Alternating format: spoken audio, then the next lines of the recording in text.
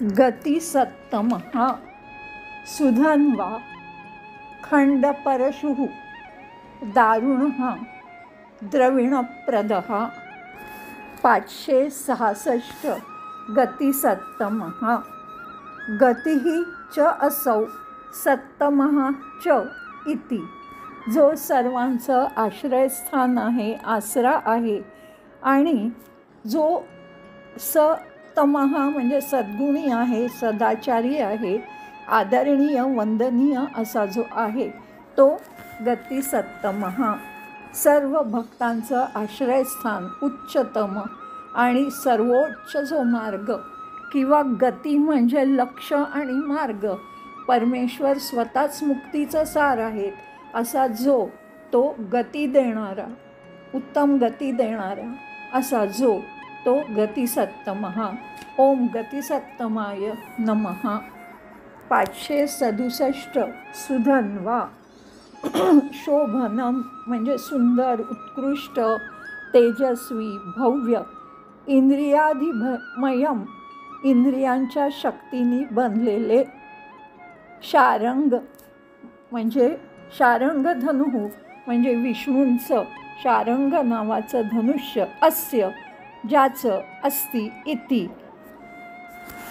सुधन्वा म्हणजे उत्कृष्ट, भव्य, तेजस्वी असं वेगवेगळ्या इंद्रियांच्या शक्तींमार्फत बनलेलं जे धनुष्य ज्याचं नाव शारंग आहे असा जो तो सुधन्वा, चांगले धनुष्य असणारा.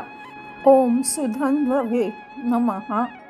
568 खंडपरशुः शत्रूणां म्हणजे शत्रूंचा, खंडनात विध्वंस, नाश, नायनाट, खंड हा समूळ उच्छेद किंवा शिक्षा, परशुः कुऱ्हाड घेऊन जो करतो, जामदग्न्या कृते म्हणजे परशुराम अवतारात तो खंड परशुः किंवा अखंड परशुः अविनाशी कुऱ्हाड, अस्य इति ज्याची आहे तो खंड परशुः परशुनी शत्रूंचे जो खंड करतो, नाश करतो, अजेय परशु धारण करणारा तो खंड परशु.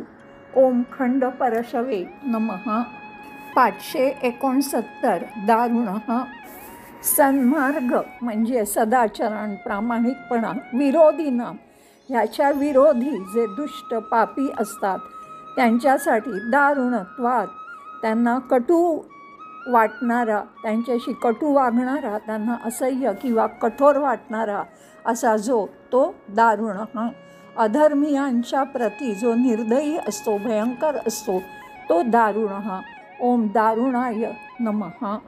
570 द्रविणप्रदः द्रविणम वांछितम, द्रविणम म्हणजे संपत्ती, धन, श्रीमंती, वांछितम साठी याची ज्याला इच्छा आहे किंवा या सगळ्या गोष्टींसाठी जो आसुसलेला आहे, भक्तेभ्यः त्या भक्तांना त्या गोष्टींचा प्रददाती वर्षाव करतो किंवा त्या गोष्टी त्यांना देतो जो तो द्रविणप्रदः भक्तांनी मागितलेलं धन देणारा. व्यास म्हणतात विष्णू भक्तांना शास्त्र ज्ञानाचा खजिना तो देतो, विज्ञानाची खोल आणि नीट समज म्हणजे ज्ञान हा जो देतो तो द्रविणप्रदः, हेच धन जो देतो तो द्रविणप्रदः. ओम द्रविणप्रदाय नमः.